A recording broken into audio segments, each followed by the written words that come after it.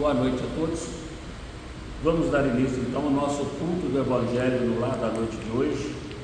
Como sempre fazemos, para a nossa harmonização, uma leitura de uma mensagem ditada pelo Espírito Emmanuel, ao nosso querido Chico, que nós encontramos no livro Palavras de Vida Eterna.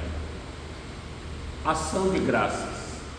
Tomou o cálice e, tendo dado graças, o deu aos discípulos, dizendo: bebei dele todos. Mateus 26, 27.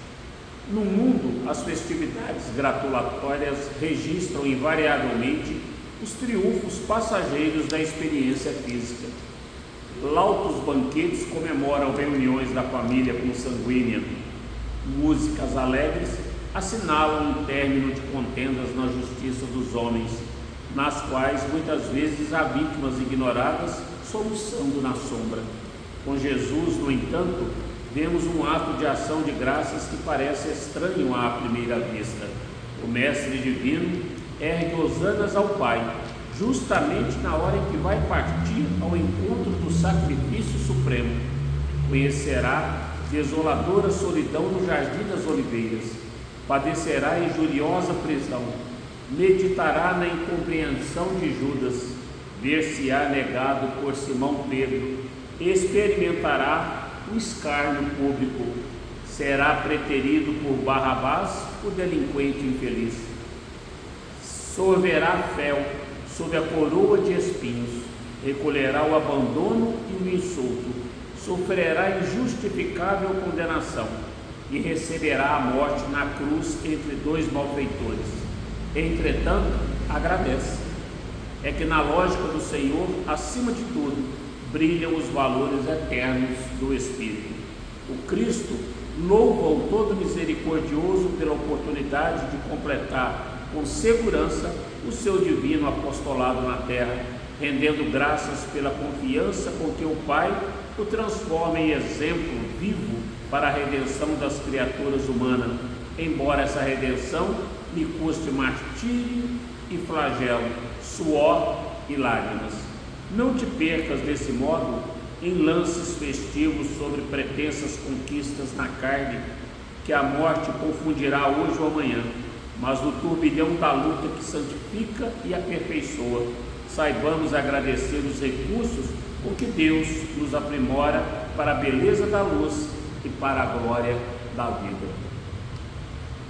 Então, com essa mensagem, vamos elevar os nossos pensamentos até Deus, nosso Criador de tudo que existe no céu e na terra. Agradecer a Jesus por nos oportunizar mais uma vez de secarmos sobre as suas lições morais deixadas a cada um de nós, encarnados e desencarnados aqui presentes. Agradecer a espiritualidade maior que nos envolve, nos assiste, nos inspira, nos intui, para que nós possamos sempre buscar fazer o melhor através dos ensinos do Cristo. Gratidão, Pai, pela semana que se passou, pelo alimento, pela água, pelo teto e pelo agasalho. Gratidão pela nossa saúde, pelo nosso trabalho. Gratidão pelos nossos amigos e até por aqueles que se julgam nossos inimigos.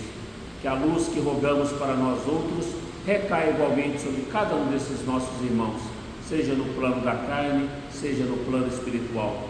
Te agradecemos igualmente a todos os amigos e te agradecemos os entes queridos que já partiram para a pátria espiritual, rogando que essa luz recaia também sobre cada um deles. E assim, Pai, imensamente agradecidos por essa oportunidade, na certeza do vosso amparo, do vosso apoio a cada um de nós, dentro das nossas imperfeições, dentro da nossa pequenez, com a oração que nos ensinaste, pedimos permissão para dar por iniciado o culto do Evangelho da noite de hoje. Pai nosso que estais no céu, santificado seja o vosso nome. Venha a nós o vosso reino, seja feita a vossa vontade, assim na terra como ela é feita no céu. O pão nosso de cada dia nos dai hoje. Perdoai as nossas ofensas, na medida em que perdoarmos aos nossos ofensores. E não nos deixeis entregue às tentações, mas livra-nos, Senhor, de todos os males, hoje, agora e sempre.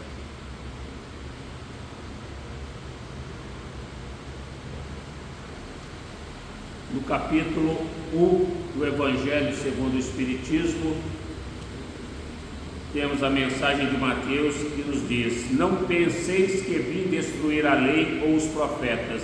Não vim destruí-los, mas dar-lhes cumprimento. Eu vos digo em verdade que o céu e a terra não passarão antes que tudo que está na lei seja cumprido completamente, até o último J e o último ponto. Mateus 5, 17 e 18. Nós vimos nos dois cultos anteriores ao de hoje, exatamente com relação a este mesmo capítulo, em que nós temos a revelação de Moisés e a revelação do Cristo. Nesse capítulo nós temos as três revelações. Moisés, quando sai com o povo hebreu do Egito em busca de uma terra livre, e dita para todos nós a lei mosaica e nos ensina sobre o decálogo dado por Deus. Depois vem Jesus e, conosco mais instruído, já mais amadurecido, nos fala através de alegorias, através de parábolas, para que nós pudéssemos entender mais. E resume todas as leis de Moisés, todo o decálogo em duas leis: amar a Deus de todo o coração, de toda a alma, de todo o nosso espírito, de todo o nosso entendimento, e ao próximo como a si mesmo. E nos disse que ainda viria um outro Consolador, o Espírito de verdade que estaria entre nós. E esse Espírito de verdade é exatamente o Espiritismo. E aí nós temos no item 5, 6 e 7 desse capítulo 1.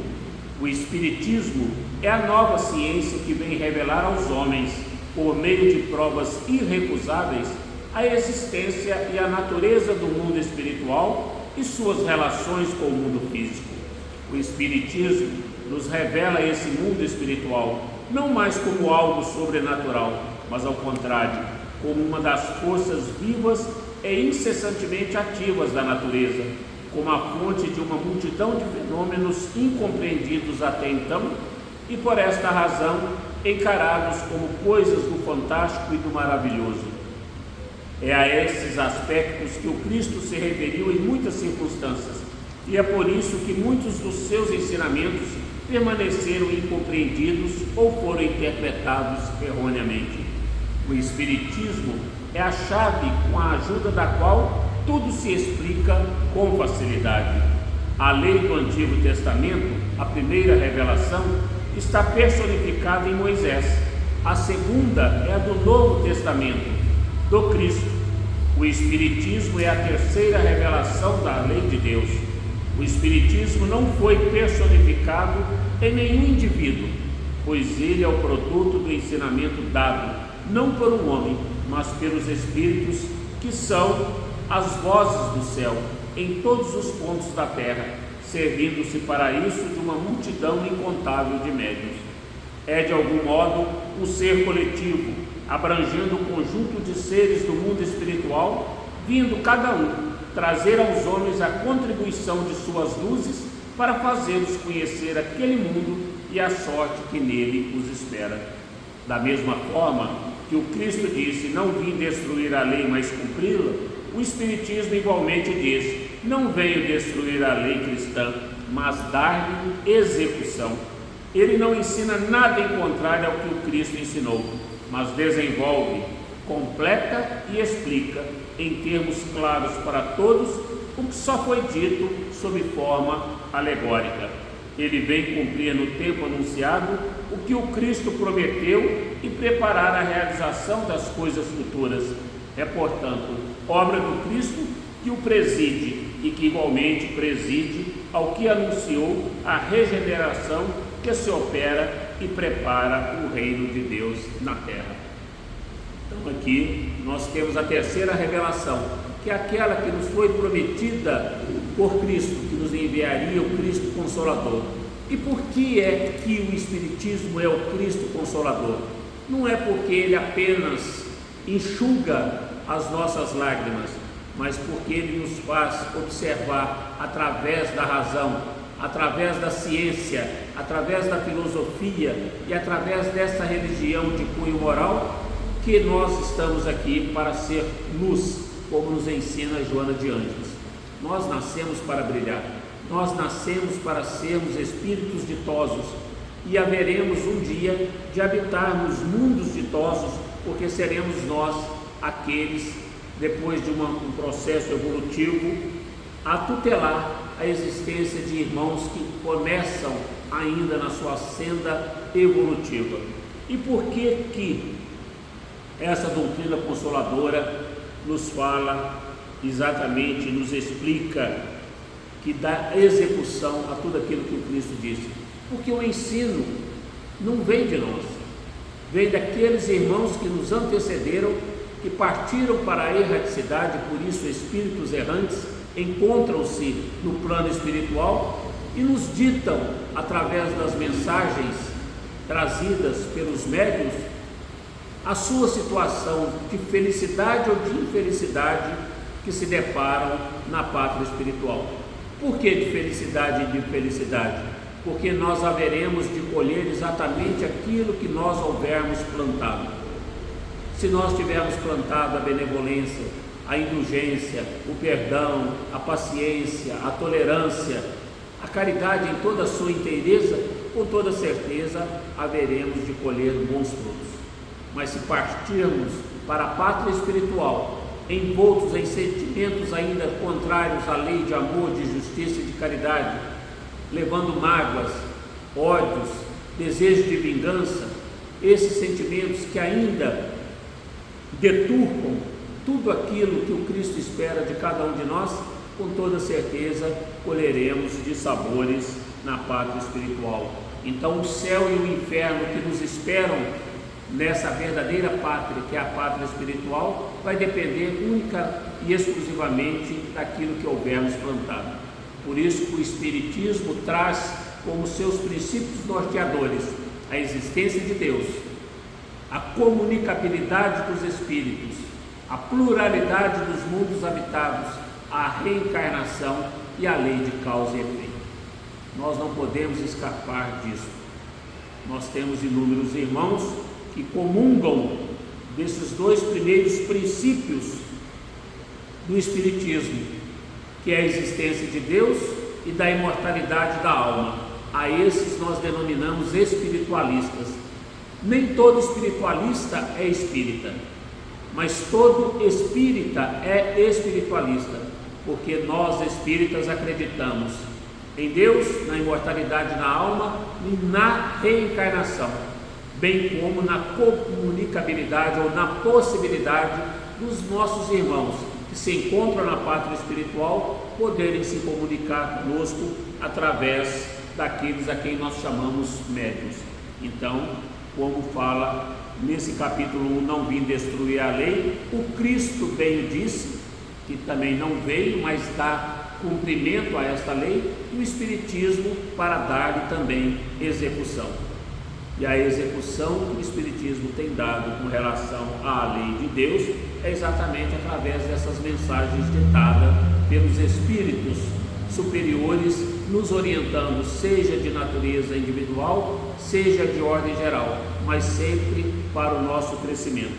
Então que Deus, nosso Pai, Jesus, nosso guia e modelo, possa continuar permitindo que esses espíritos benfazejos, esses espíritos elevados, cheios de luz, de bondade, de amor, possam continuar iluminando a todos nós nesse plano de provas e expiações, a fim de que um dia possamos herdar esse mundo que o Cristo nos promete, que é exatamente um mundo de regeneração, que nós possamos fazer parte desse mundo, mas principalmente fazer parte dele pelas nossas mudanças de comportamento, que nós possamos ser verdadeiramente conhecidos como verdadeiros espíritas, verdadeiros cristãos, pelo esforço que possamos realizar em domar as nossas más inclinações.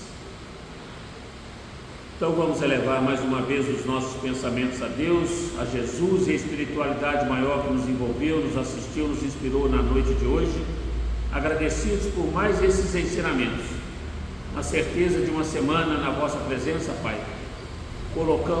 Depositamos toda a nossa confiança, rogando que encontre em nós os pensamentos e os sentimentos voltados à prática da verdadeira caridade, para que assim possamos ser instruídos pelos nossos anjos guardiões, para os nossos mentores, pelos nossos guias, e possamos fazer a diferença no decorrer dessa semana.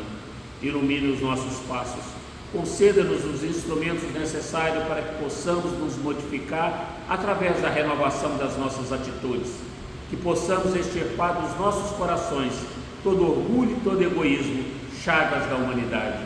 E te rogamos, como pedintes que somos nesse instante, Pai, permita que Maria, nossa Mãe, juntamente com os legionários do bem, vá de encontro a todos os nossos irmãos suicidas nesse instante e, alcançando-os, leve as nossas vibrações de amor, carinho, ternura e desejo ardente de que possam se ver reenergizados, que possam se ver fortalecidos e possam continuar os seus embates, e que em breve possam estar novamente entre nós para continuar os seus embates com a permissão de Jesus.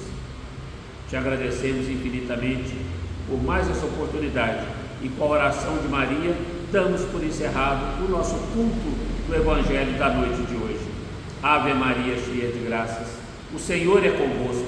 Bendita sois vós entre as mulheres, bendito é o fruto do vosso ventre, Jesus. Santa Maria, Mãe de Jesus, rogai por nós, pecadores, agora e na hora do nosso desencarne, e que assim seja. Gratidão, Pai.